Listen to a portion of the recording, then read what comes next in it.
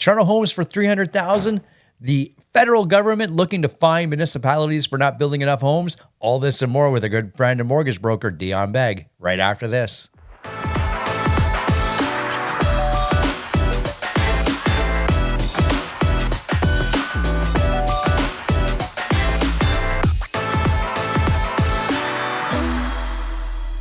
Yes, my friends, we are back with Kanga Mortgage, Mr. Man, Dion Beg. How are you?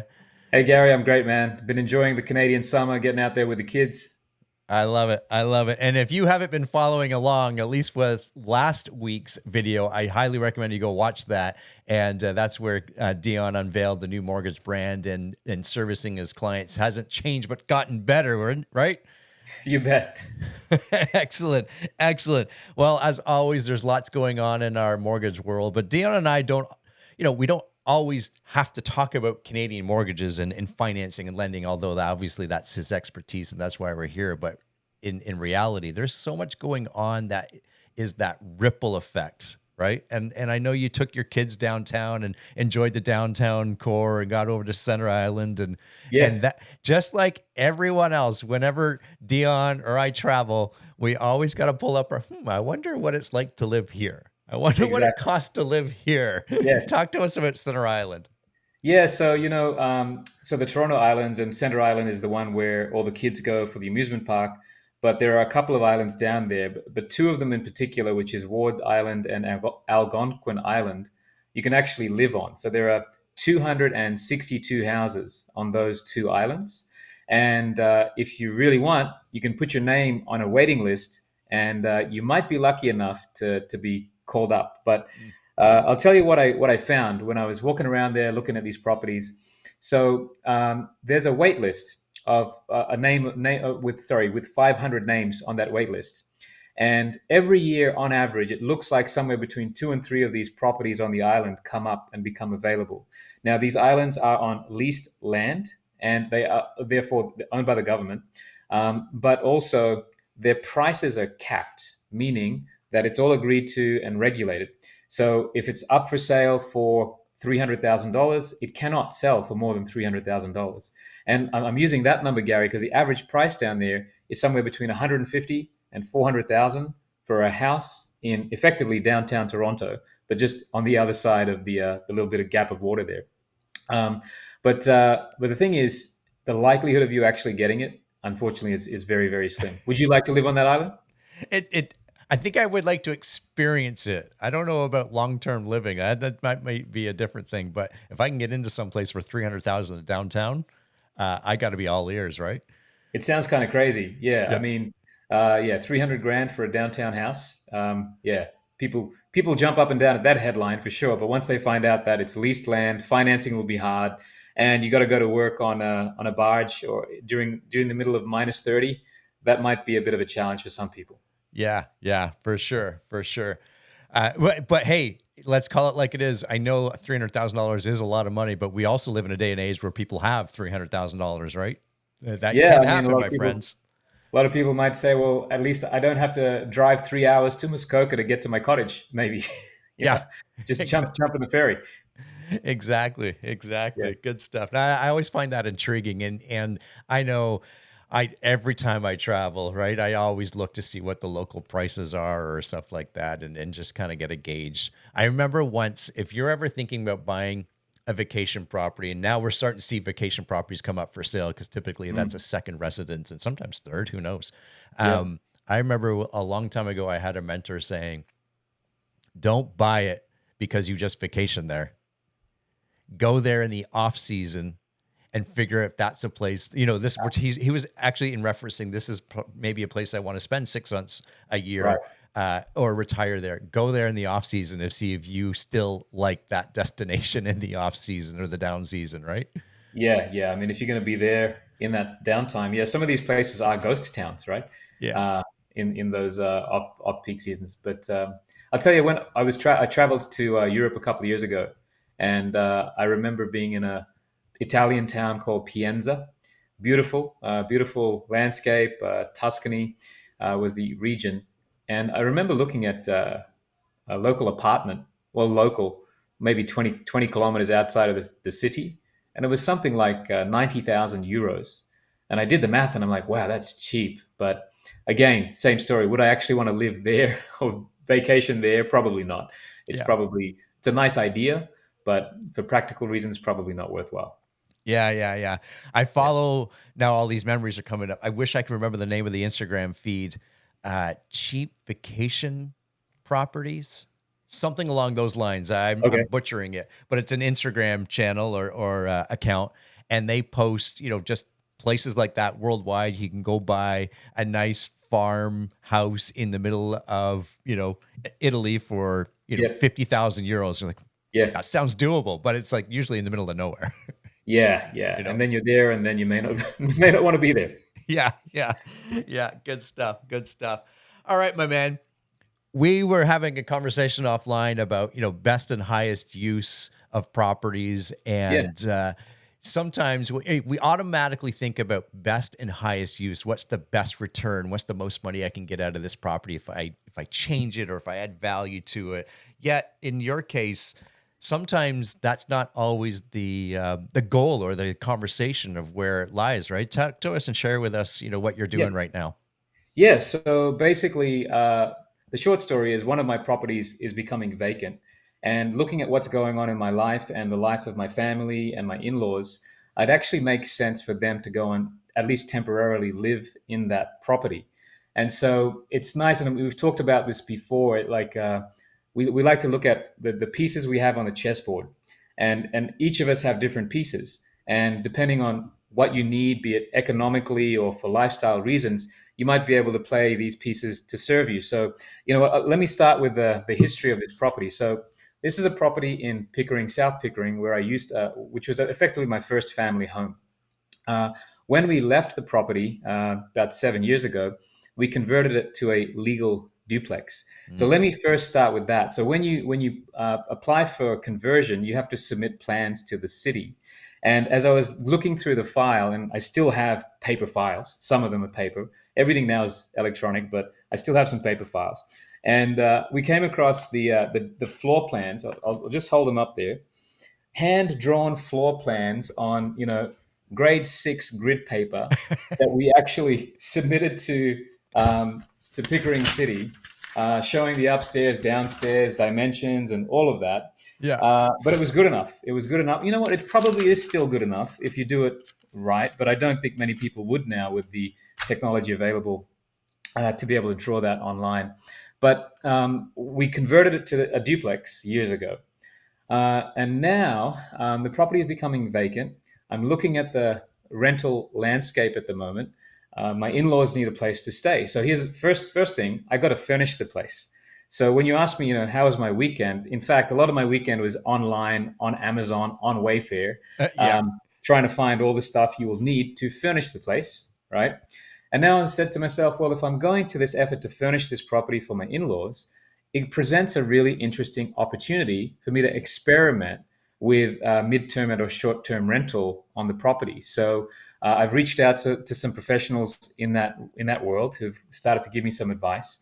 And if it all works out, yeah, I mean, the rental return on that may in fact be somewhere in the range of 30% per year higher than it would be if it was just a regular long-term rental.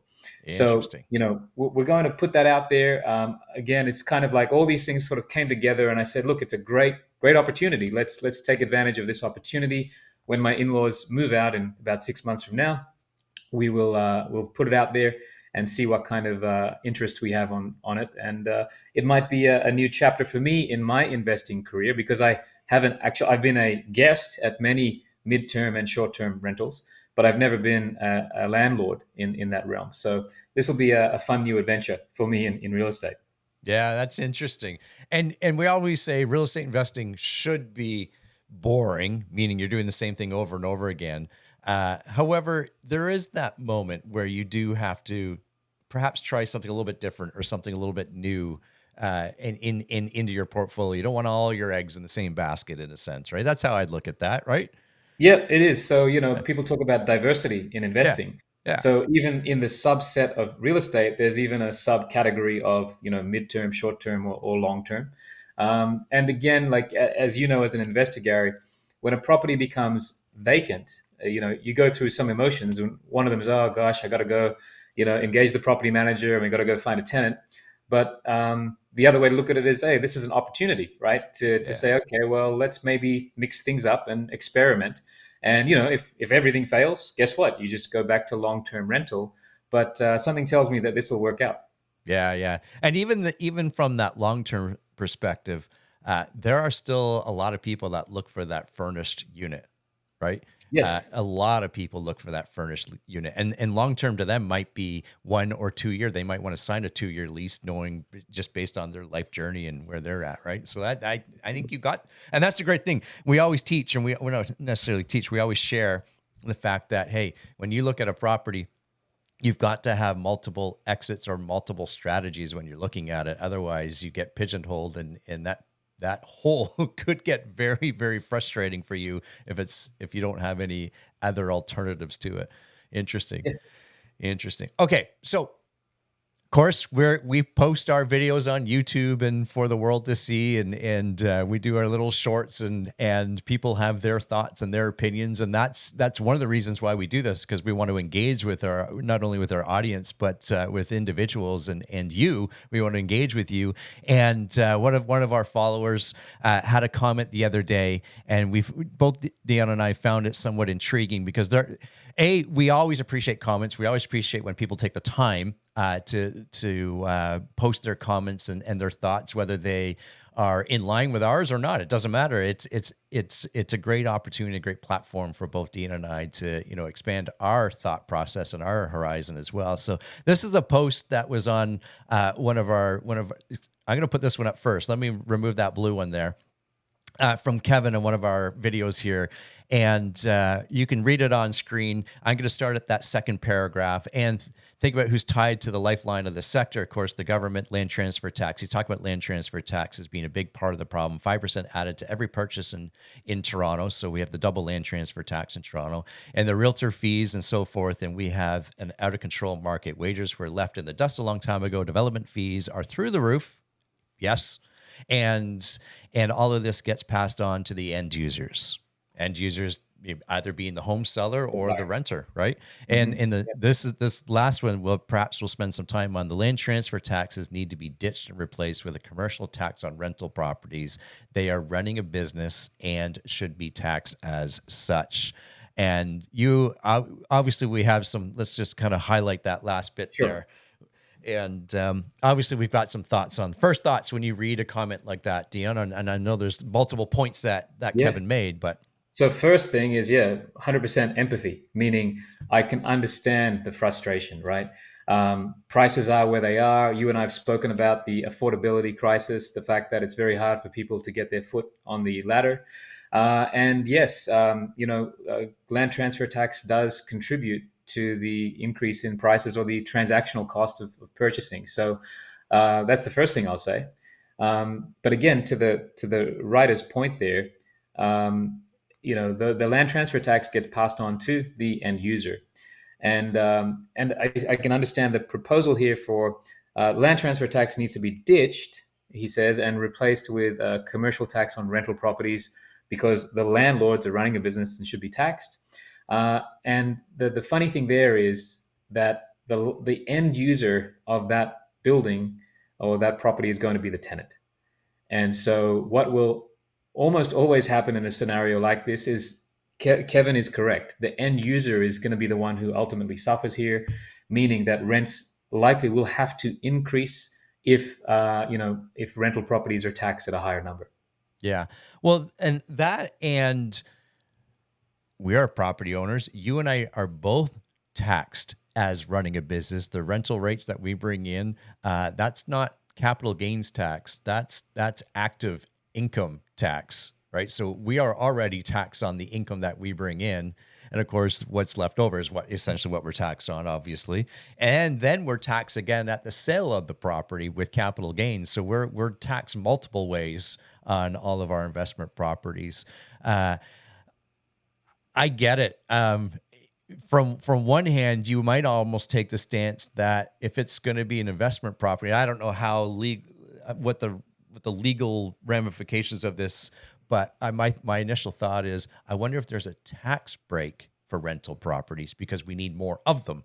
You can almost look at it the opposite way, right? Well, there is in a way already, Gary, and that is that, and many people don't know this, that the interest on your mortgage or the money that you borrow in order to buy that property is in fact 100% tax deductible.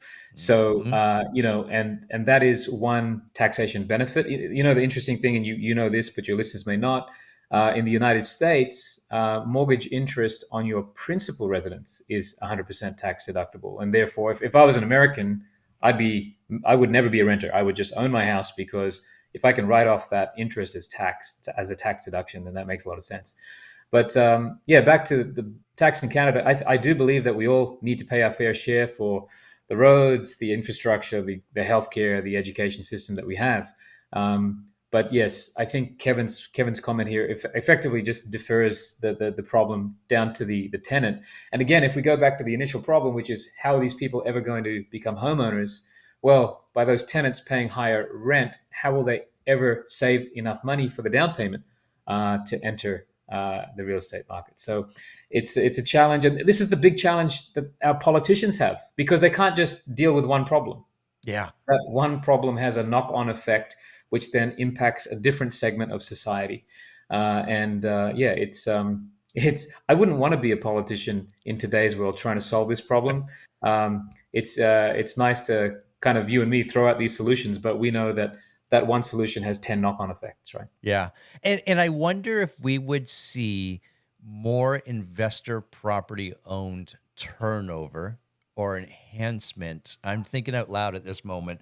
In the Mhm. States, you and I are maybe somewhat familiar with, and our listeners, there's a 1031 exchange in the States, which means I, as an investor owner in any state, can sell that property. And let's say I had equity or I have capital gains and I've increased and I've made $200,000 on that property. Well, in Canada, you would be taxed at capital gains on that. In the States, you can use a 1031 exchange so long as you're putting that money into another investment vehicle.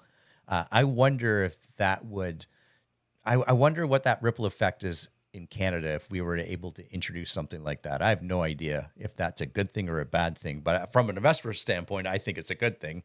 From an investor standpoint, a great thing. From, I guess, a class division standpoint, it would, I think, exacerbate the problem.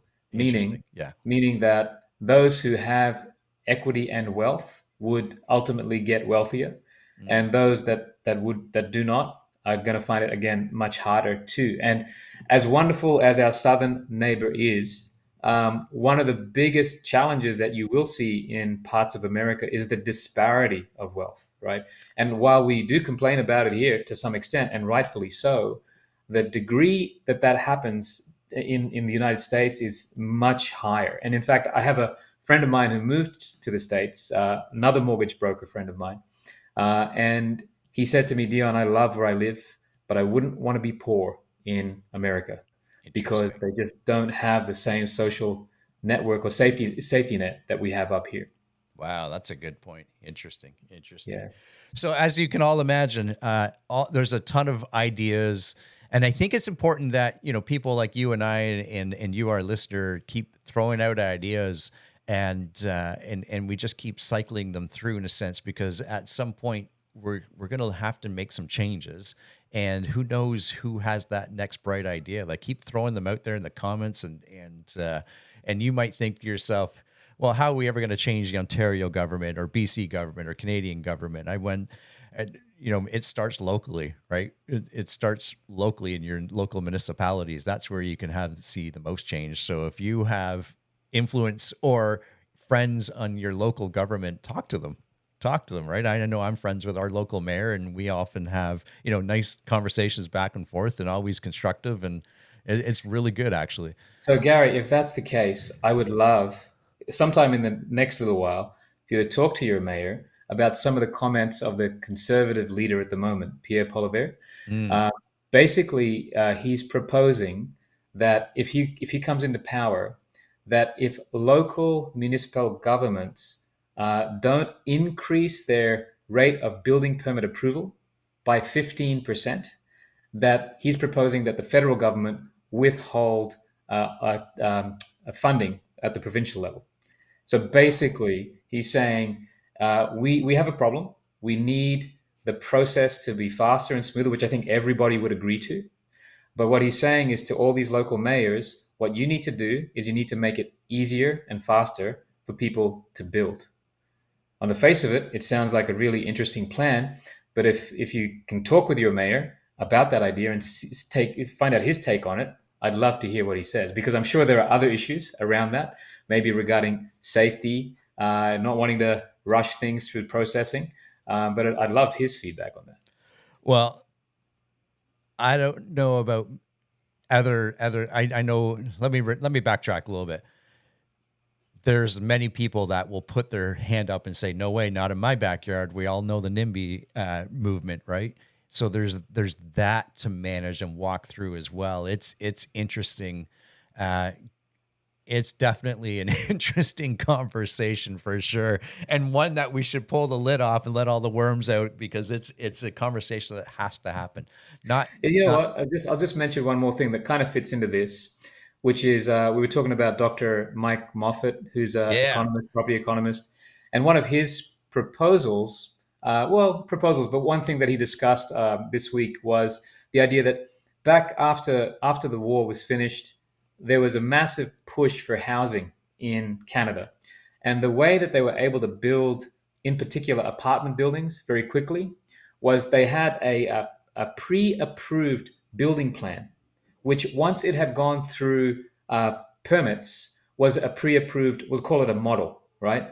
And if you wanted to build this model, you could go and build it without having to go through all the same bureaucracy because it was pre-approved, I like it. right? Interesting.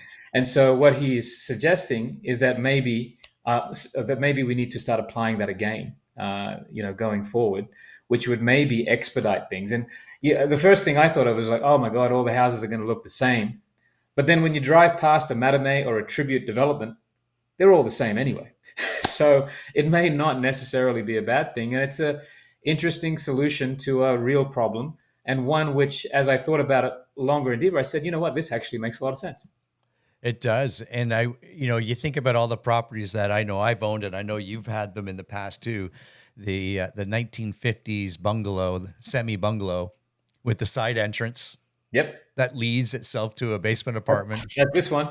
This right? one here. Yep. Yeah. Yeah. How do we bring that back, or how do we bring back or introduce developments that encourage secondary suites? Doesn't matter where they are in the house, but secondary suites, right? You I know, think. Gary, that's a great idea. And for many, many years since I came to Canada, it's always been a head scratcher for me, meaning Yeah. every house can be built into a duplex, but no developer builds them into that duplex standard. There were two issues with that. One was government zoning, which only allowed for single family, which in the city of Toronto has changed and is rolling out across the province, from what I understand, very soon. So that won't be a problem. But the second thing, and this is where I am not a builder, and maybe if we've got some builders listening to us, the second thing is this old idea that, if you're building a basement, that it takes several months for that basement foundation to settle before you can finish it. Now, you work in real estate more deeply than I do on the property side of things, Gary. Have you come across builders who are building these purpose-built, day one, ready to be occupied basement apartments? Uh, Far and few between, but I do know when you go to a builder and buy a new house, you can have the builder finish the basement for you. So Right. I don't know. I know that argument's out there, but if that's the case, then why can we also have the basement finished by the builder Yeah. under the same permit? Especially if the zoning now allows for it, Right? right? Yeah. Especially if the zoning now allows for it. So, Yeah. if I was a builder, I would be looking at that as an opportunity, whereby it's like we've got the mortgage helper in the basement, right? Yeah. And we can sell our product with you live upstairs with your family in your 3 or 4 bedroom property, and you rent out the basement, and that basement rent helps you own this property. It makes a lot of sense economically, I think. Yeah, it does. And I know there's different things. Like my point or my thought was today's building code and building standards are far superior than where they were even 20 years ago with the water membrane and the water penetration that they have to alleviate. It's so much better today than it was even 20 years ago. So very few brand new basements leak. And then the parking aspect of it, we got to figure out a way around that and allow, parking to be within garages when we go to that. Because when you go, and you and I have both been there, when we go and apply for that secondary suite, and you have to have a minimum of 3 or 4 outdoor parking Yeah. locations, and they will not accept a garage as one. Yeah. Um, I think we're going to have to alleviate that moving forward, and we're going to have to be able to utilize that garage as a full parking spot. Otherwise, Agreed. Agreed. we'll keep circling back to the same issue. Yeah. Anyways, okay, so remind us of that Twitter feed again, because you just introduced it to me. I already followed it, and I'm gonna go read it this afternoon because it looks really good. Yeah. Yeah. So that's Dr. Mike Moffat, Moffat. And yeah, great insight. And really, in my opinion, very balanced view. I don't think there's any, well, from the way I read it, I don't believe this guy is of any political stripe. It's just here's a problem, and here's what seems to be fairly practical solutions for this problem. So definitely worth checking out. Excellent, excellent. And how do people get a hold of you? You can find me at where's this thing? Kanga There you go. Mortgage, kangamortgage.ca. Excellent, excellent. New brand, same service with a lot more. I don't know what I'm trying to say. Just Smart. go check it out. Yeah. Okay. Just go check it out. And of course, Dion has serviced a lot of my properties over the years and has always been incredibly helpful and insightful. Again, my friends, we love reading the comments. So if you have comments of what we talked about today, or even future ideas, or you want us to touch on specific things, let us know. Send us both a message or drop it into the comments here. We're happy to do so. For Dion Beg, I'm Gary McGowan. We'll see everybody in the next video. Bye for now.